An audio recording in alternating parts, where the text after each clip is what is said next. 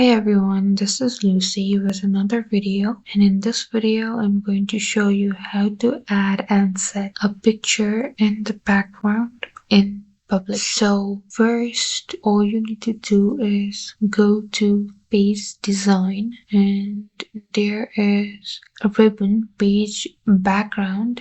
There is a option background. In this drop down menu, click on more backgrounds. Here in this window, all you need to do is select the picture or texture field, and you will see these options. Click on the preferred choice and you will have to select any pictures from anywhere.